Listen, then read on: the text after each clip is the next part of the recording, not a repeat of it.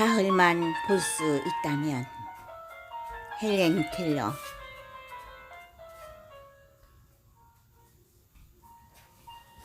살 날이 얼마 안 남은 사람의 이야기를 들어본 적이 있을 것이다. 남은 날이 1년이든 하루든 내 관심은 그가 그 남은 날들을 어떻게 보낼까 하는 것에 있다. 물론 사형수 같은 경우 말고 자유롭게 자기가 하고 싶은 것을 하는 사람을 생각하자. 당신이라면 그 시간을 어떻게 보낼까? 그 남은 시간을 무엇으로 채울까? 그 시간을 보내고는 기쁠까? 후회는 남지 않을까? 오늘 하루가 마지막 날인 것처럼 하루하루를 살기로 한다면 삶에 대한 우리의 태도가 놀랍게 바뀌리라. 감사와 열정과 다정함이 넘치고 예전엔 그 소중한 가치를 잊고 살았었다는 것을 깨닫게 되리라. 마지막 시간을 쾌락에 빠져주는 사람들도 없지 않겠으나 대부분의 사람들은 자기의 운명을 그렇게 받아들이게 되리라. 소설이라면 마지막 순간에 운 좋게도 목숨을 구원받는 결말을 낼 수도 있을 테지만 그건 뭐가 됐든 상관없다. 가치관이 크게 바뀌고 삶의 의미에 대해 깊이 인식하게 될 것은 분명하다. 죽음의 그림자를 맞이해본 사람들을 살펴보면 무엇을 하든 더 완숙한 인간의 향기를 발산하게 되더라는 이야기는 어김없는 사실이다. 보통의 우리는 삶이 당연하다 여긴다. 언젠가 죽는 목숨이지만 그건 먼 훗날의 일일 뿐 대개 죽음은 남의 이야기다. 살 날들은 깨알처럼 많고 당연스레 살아가는 하루하루는 하찮은 일들도 채워지면서 뭘 하는지도 모르게 흘러가 버린다. 재능은 졸고 감각은 나른함에 빠졌다. 귀먹은 이만이 소리에 감탄하고 눈먼 이만이 빛을 축복을 한다. 자라서 장애를 겪은 사람은 이게 무슨 말인지 잘 안다. 시력과 청력이 멀쩡한 보통 사람들이 오히려 그게 무슨 말인지 모르고 보는 것, 듣는 것에 제대로 집중하는 것 같지도 않다. 잃기 전에 소중함을 모르고 아프기 전엔 건강에 감사한 줄 모른다고 하듯이 사람들이 단 며칠간만 시력이나 청력 장애를 겪게 된다면 그것은 축복이리라. 어둠에서 빛의 기쁨을 배울 것이요 고요에서 소리의 즐거움을 알게 될 테니 나는 사람들이 뭘 봤는지 얘기 듣는 걸 좋아한다. 요전에 친구 하나가 왔었는데 숲길을 따라 걸어왔다길래 뭘 봤는지 물었다.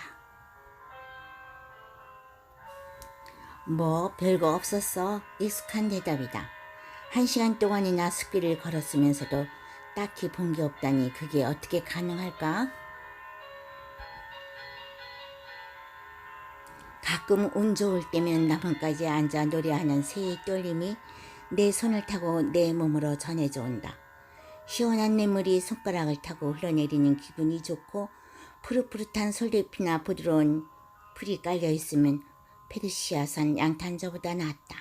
계절의 화려한 잔치는 내 손끝에서 끝없이 공연되는 흥미진진한 드라마다. 가끔은 이 모든 것을 내 눈으로 직접 보고 싶어 미칠 것 같다. 만져만 봐도 즐거운데 눈으로 보면 얼마나 아름다울까.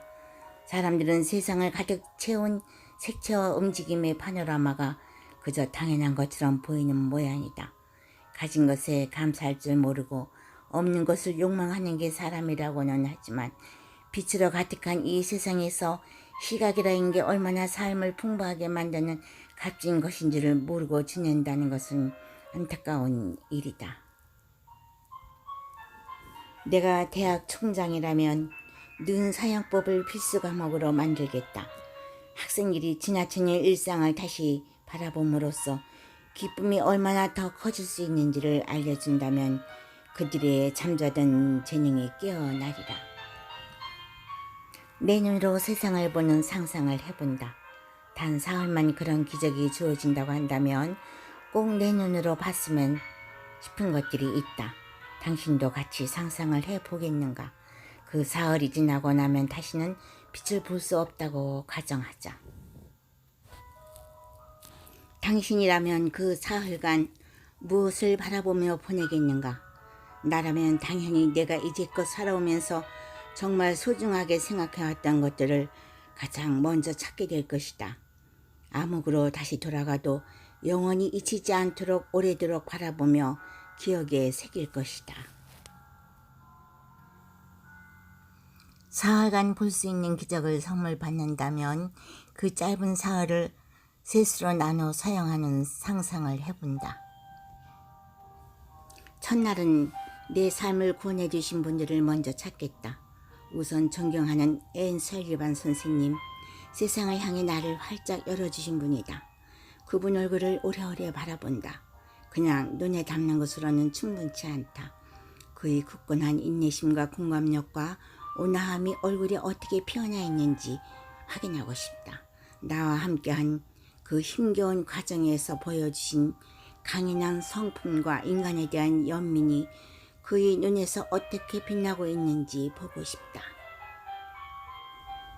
눈은 영혼의 창문이라고들 하는데 눈으로 사람의 마음을 들여다본다는 게 어떤 건지 나는 알 도리가 없다. 손가락으로 얼굴 윤곽을 더듬는 게 다다. 그것만으로도 기쁨과 슬픔, 그 밖에 여러 감정들을 알아챌 수 있고 사람을 분간할 수 있기는 하지만 사람의 목소리를 듣거나 행동을 보지 않고서는 알아낼 수 있는 게 너무나 적다. 상황에 따라 어떤 반응을 하고 눈빛이나 표정이 어떻게 변하는지 모르고 사람을 이해하기 힘들다. 오래인 친구들이 아니고서야 그저 손을 맞잡을 때나 말하는 입을 손가락을 대고 읽을 때나 손바닥에 단어를 쓰면서 접촉할 때 얻는 인상이 거의 전부다. 사람들의 미묘한 표정, 근육의 떨림, 손의 흔들림 같은 걸 눈으로 빠르게 파악할 수 있다면 얼마나 편리하겠는가. 당신은 친구나 가족을 바라볼 때 세심하게 바라보는가? 아니면 대체로 외양만 무심코 바라보지는 않는지. 이렇게 물어보자. 친한 친구 5명의 얼굴을 묘사할 수 있을까? 그렇게 할 수 있는 사람이 그리 많지 않다는 걸 안다. 심지어 남편들에게 아내의 눈 색깔을 물으면 당황해하고 대답을 못하는 경우가 많다. 남편이 아내의 옷이나 모자가 바뀐 것을 알아채지 못하고 집안의 가구가 바뀌어도 모른다는 말은 여자들이 남편 험담하는 잦은 레파토리다. 사람의 눈은 주변에 금방 익숙해지고 무뎌진다. 놀랍고 극적인 것이 아니라면 보고도 보지 못하는 게 보통이다. 특이한 광경을 볼 때마저도 눈은 꽤나 게으름을 보인다. 법정 기록을 보면 같은 사건에 대한 진술이 목격자마다 다르다. 눈이 얼마나 부정확한지 알 수 있다. 시야에 들어왔다고 다 보이는 게 아니다. 시력을 사흘만 갖게 된다면 보고자 하는 것들을 계속 상상해보자. 첫날은 아주 바쁘리라. 사랑하는 친구들을 모두 불러다가 그 얼굴들을 오래오래 바라보면서 그들 내면의 아름다움이 바깥으로 비친 증거들을 마음에 새긴다.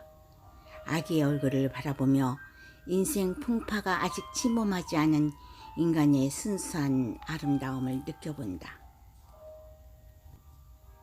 충직한 내 강아지들의 믿음직스러운 눈을 들여다본다.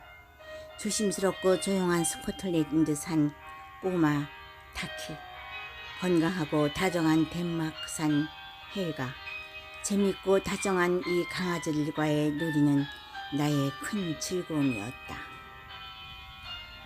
집안의 소소한 물건들을 바라본다. 따뜻한 색깔의 양탄자, 벽에 걸린 그림들, 소소한 장식물들, 내가 읽었던 점자책을 뿌듯하게 바라본다. 활자로 된 책들에게는 열정 담뿍 담은 눈길을 보낸다. 그것들은 기나긴 어둠 속에서 살아오는 동안 내가 읽었거나 내게 읽혀진 책들이다. 내 삶을 밝혀주는 등대였고 인류의 지성의 깊이가 닿을 수 있도록 해준 통로였다.